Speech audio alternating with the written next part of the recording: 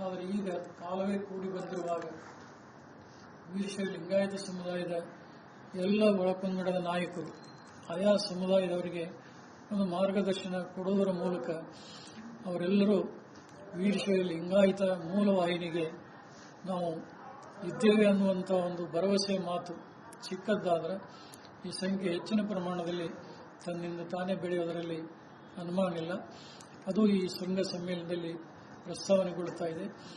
ಮತ್ತು ಈ ಧರ್ಮ, ಈ ಸಂಸ್ಕೃತಿ, ಈ ಪರಂಪರೆ ಇದನ್ನು ಉಳಿಸಿಕೊಂಡು ಹೋಗುವಂಥ, ಬೆಳೆಸಿಕೊಂಡು ಹೋಗುವಂಥ, ಮತ್ತಷ್ಟು ಸಶಕ್ತವಾಗಿ ಕಟ್ಟುವಂಥ ನಿಟ್ಟಿನಲ್ಲಿ ಹಲವಾರು ಸಮಾಲೋಚನೆಗಳು ಕೂಡ ನಡೀತಾಯಿದ್ದಾವೆ.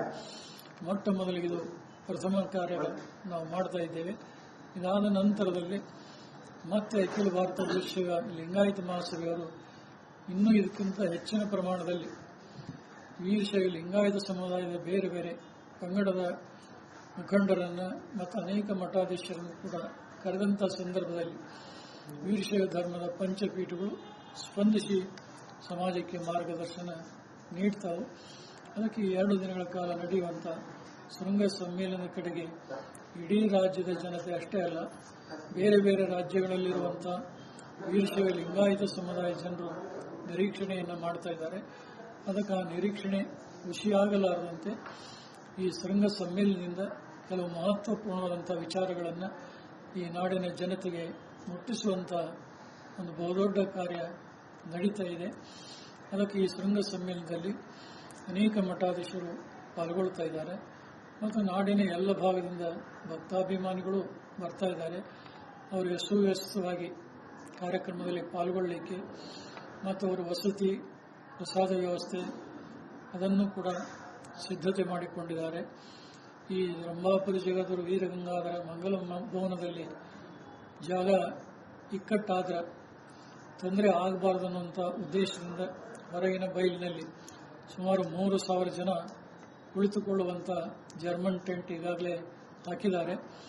ಅಲ್ಲಿ ಸ್ಕ್ರೀನ್ ಹಾಕಿ ಒಳಗಡೆ ನೋಡಿದರೆ ಹೆಂಗೆ ಕಾಣಬೇಕು ಅದೇ ರೀತಿ ಆ ಸಭಾಂಗಣದಲ್ಲಿ ಕುಂತು ನೋಡಲಿಕ್ಕೆ ಅವಕಾಶವನ್ನು ಕಲ್ಪಿಸಿದ್ದಾರೆ. ಎಷ್ಟೇ ಜನರು ಹೊರಭಾಗದಿಂದ ಬಂದರೂ ಕೂಡ ಅವರೆಲ್ಲರಿಗೆ ಒಂದು ಪ್ರಸಾದ ವ್ಯವಸ್ಥೆಯನ್ನು ಕೂಡ ಸಮಿತಿಯವರು ಅಚ್ಚುಕಟ್ಟುತನದಿಂದ ಮಾಡಿದ್ದಾರೆ. ಒಟ್ಟಾರೆ ಈ ಕಾರ್ಯಕ್ರಮದ ಒಂದು ಯಶಸ್ವಿಗಾಗಿ ರಾಷ್ಟ್ರೀಯ ಅಧ್ಯಕ್ಷರಾದಂಥ ಡಾಕ್ಟರ್ ಶಾಮನೂರು ಶಿವಶಂಕರಪ್ಪನವರಾಗಲಿ, ಸಚಿವರಾದಂಥ SS ಮಲ್ಲಿಕಾರ್ಜುನ ಅವರಾಗಲಿ ಮತ್ತು ಮುರುಗೇಶ್ ಆರಾಧ್ಯರಾಗಲಿ, ಮಾಜಿ ಸಂಸದರಂಥ GM ಸಿದ್ದೇಶ್ವರರಾಗಲಿ, ಇನ್ನೂ ಅನೇಕ ನಗರದ ಪ್ರತಿಷ್ಠಿತ ಜನರು ಕೂಡ ಕೈ ಜೋಡಿಸಿ ಈ ಕಾರ್ಯಕ್ರಮಕ್ಕೆ ಒಂದು ಮೆರಗನ್ನು ತಂದುಕೊಡುವಂಥ ದಿಶೆಯಲ್ಲಿ ಪ್ರಾಮಾಣಿಕ ಪ್ರಯತ್ನ ಮಾಡ್ತಾ ಇದ್ದಾರೆ.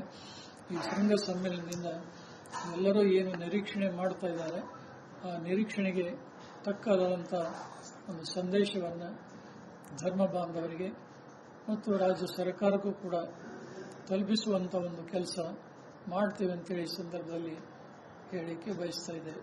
ಈಗ ಕೇಂದ್ರ ಸರ್ಕಾರದ ಜಾತಿ ನಡೀತಾ ಇದೆ, ಈಗ ರಾಜ್ಯ ಸರ್ಕಾರ ಕೂಡ ಮಾಡ್ತಾರೆ. ಇದರ ಜೊತೆಗೆ ಬಳಸುವಾಗ ಏನಂತ ಬಳಸಬೇಕಾಗುತ್ತೆ? ಈಗ ನಮ್ಮ ಮಹಾಸಭೆಯವರು, ಪೀಠಾಚಾರ್ಯರು, ಇಲ್ಲಿ ಶೃಂಗ ಸಮ್ಮೇಳನದಲ್ಲಿ ಪಾಲ್ಗೊಂಡಂಥ ಎಲ್ಲ ಶ್ರೀಗಳು ಸಮಾಲೋಚನೆ ಮಾಡಿ ಕೆಲವು ಮಹತ್ವಪೂರ್ಣವಂಥ ನಿರ್ಣಯಗಳನ್ನು ನಾವು ಏನು ತೆಗೆದುಕೊಂತೀವಿ ಅಂದಿದ್ದಲ್ಲ ಅದನ್ನು ಪೂರ್ವಭಾವಿಯಾಗಿಯೇ ಜನರಿಗೆ ಮತ್ತು ಮಾಧ್ಯಮದವರಿಗೆ ತಿಳಿಸುವಂಥ ಪ್ರಯತ್ನ ಮಾಡ್ತೀವಿ. ಈಗ ನಾವು ಒಬ್ಬರೇ ನಿರ್ಧಾರಗಳನ್ನು ಹೇಳೋದು ಅಷ್ಟು ಉಚಿತವಲ್ಲ. ಎಲ್ಲ ನಮ್ಮ ಪೀಠಾಚಾರ್ಯರು, ಮಠಾಧೀಶರು ಮತ್ತು ಸಮುದಾಯದ ಎಲ್ಲ ಮಂತ್ರಿ ಮಹೋದಯರು ಇದ್ದಂಥ ಸಂದರ್ಭದಲ್ಲಿ ಯಾರಿಗೂ ತೊಂದರೆ ಆಗದಂತೆ ಇರುವಂಥ ಸತ್ಯ ಸಂಗತಿಗಳ ಬಗ್ಗೆ ಹಲವಾರು ನಿರ್ಣಯಗಳನ್ನು ಕೈಗೊಂಡು ಎಲ್ಲರಿಗೂ ಮನವರಿಕೆ ಮಾಡಿ ಕೊಡ್ತಾ ಇದ್ದೇವೆ. ಪಂಚಪೀಠಗಳು, ಐದು ಪೀಠಗಳು ಕೂಡ ಈ ಸಂದರ್ಭದಲ್ಲಿ ಭಾಗಿಯಾಗ್ತದೆ. ಯಾಕಂದರೆ ಕೆಲವೊಂದು ಸಂದರ್ಭದಲ್ಲಿ ಇದು ಕೂಡ ಕಾಣಿಸ್ಕೊಂಡ್ರಲ್ಲ, ಐದು ಪೀಠಗಳು ಸ್ವಾಮೀಜಿಗಳು ಕೂಡ. ಬಟ್ ಈ ಸಂದರ್ಭದಲ್ಲಿ ಐದು ಪೀಠದ ಎಲ್ಲ ಸ್ವಾಮೀಜಿಗಳು ಕಾಣಿಸ್ಕೊಳ್ತಾರೆ.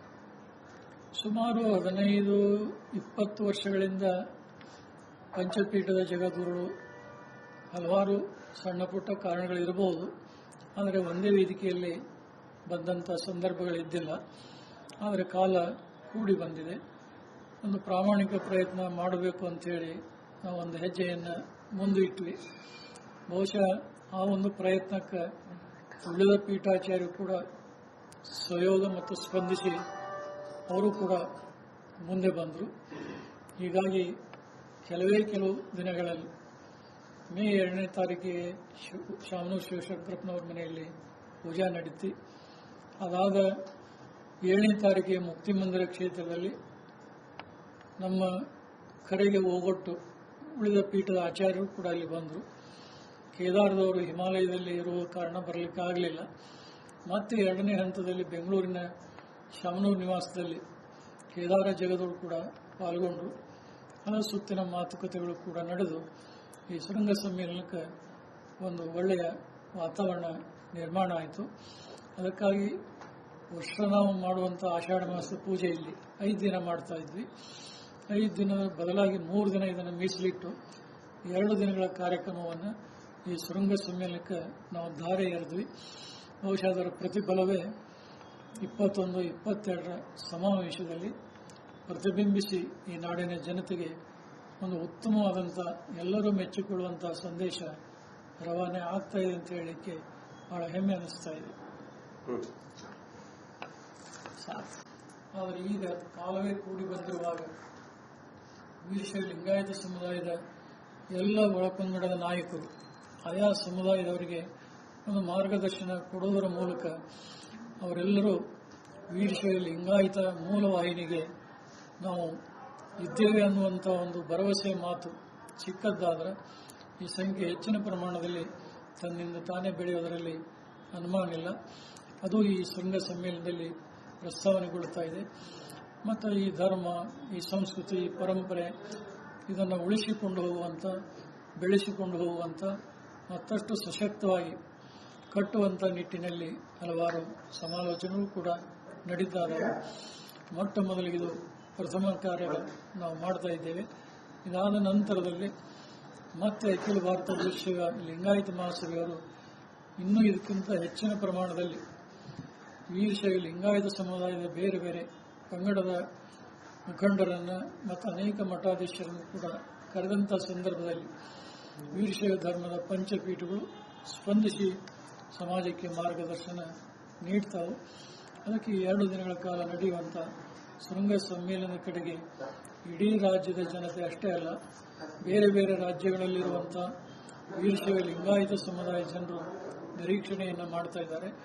ಅದಕ್ಕೆ ಆ ನಿರೀಕ್ಷಣೆ ಖುಷಿಯಾಗಲಾರದಂತೆ ಈ ಶೃಂಗ ಸಮ್ಮೇಳನದಿಂದ ಕೆಲವು ಮಹತ್ವಪೂರ್ಣವಾದಂಥ ವಿಚಾರಗಳನ್ನು ಈ ನಾಡಿನ ಜನತೆಗೆ ಮುಟ್ಟಿಸುವಂಥ ಒಂದು ಬಹುದೊಡ್ಡ ಕಾರ್ಯ ನಡೀತಾ ಇದೆ. ಅದಕ್ಕೆ ಈ ಶೃಂಗ ಸಮ್ಮೇಳನದಲ್ಲಿ ಅನೇಕ ಮಠಾಧೀಶರು ಪಾಲ್ಗೊಳ್ತಾ ಇದ್ದಾರೆ ಮತ್ತು ನಾಡಿನ ಎಲ್ಲ ಭಾಗದಿಂದ ಭಕ್ತಾಭಿಮಾನಿಗಳು ಬರ್ತಾ ಇದ್ದಾರೆ. ಅವರಿಗೆ ಸುವ್ಯವಸ್ಥಿತವಾಗಿ ಕಾರ್ಯಕ್ರಮದಲ್ಲಿ ಪಾಲ್ಗೊಳ್ಳಲಿಕ್ಕೆ ಮತ್ತು ಅವರ ವಸತಿ, ಪ್ರಸಾದ ವ್ಯವಸ್ಥೆ ಅದನ್ನು ಕೂಡ ಸಿದ್ಧತೆ ಮಾಡಿಕೊಂಡಿದ್ದಾರೆ.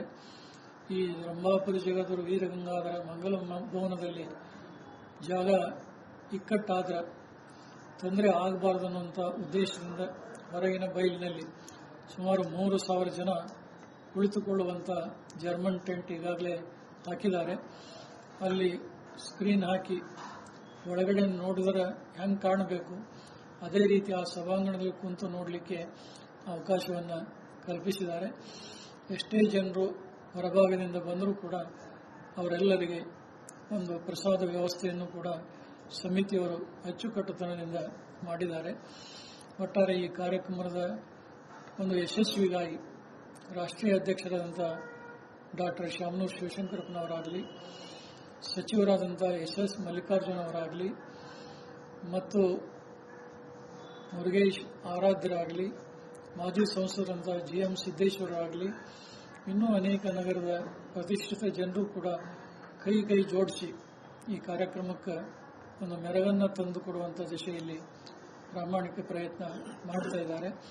ಈ ಶೃಂಗ ಸಮ್ಮೇಳನದಿಂದ ಎಲ್ಲರೂ ಏನು ನಿರೀಕ್ಷಣೆ ಮಾಡ್ತಾ ಇದ್ದಾರೆ ಆ ನಿರೀಕ್ಷಣೆಗೆ ತಕ್ಕದಾದಂಥ ಒಂದು ಸಂದೇಶವನ್ನು ಧರ್ಮ ಬಾಂಧವರಿಗೆ ಮತ್ತು ರಾಜ್ಯ ಸರ್ಕಾರಕ್ಕೂ ಕೂಡ ತಲುಪಿಸುವಂಥ ಒಂದು ಕೆಲಸ ಮಾಡ್ತೇವೆ ಅಂತೇಳಿ ಈ ಸಂದರ್ಭದಲ್ಲಿ ಹೇಳಲಿಕ್ಕೆ ಬಯಸ್ತಾ ಇದ್ದೇವೆ.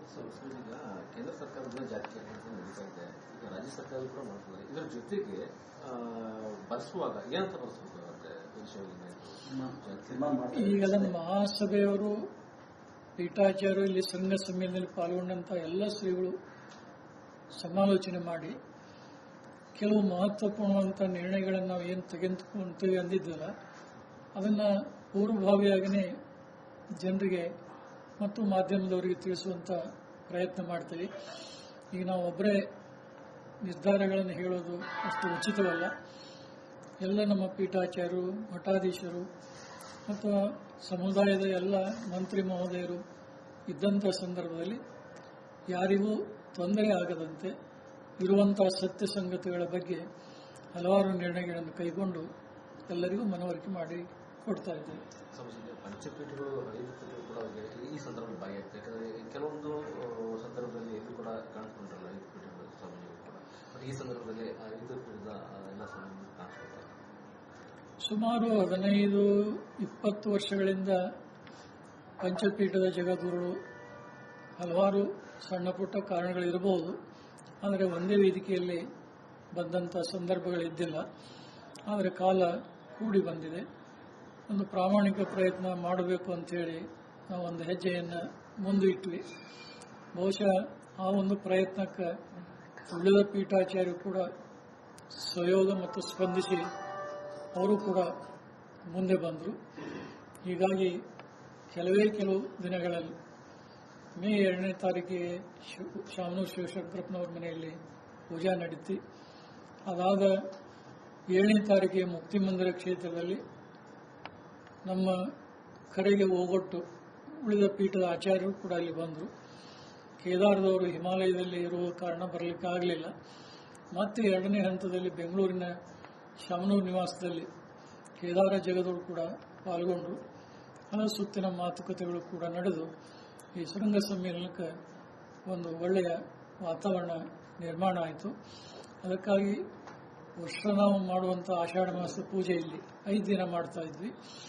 5 ದಿನದ ಬದಲಾಗಿ 3 ದಿನ ಇದನ್ನು ಮೀಸಲಿಟ್ಟು 2 ದಿನಗಳ ಕಾರ್ಯಕ್ರಮವನ್ನು ಈ ಶೃಂಗ ಸಮ್ಮೇಳನಕ್ಕೆ ನಾವು ಧಾರೆ ಎರೆದ್ವಿ.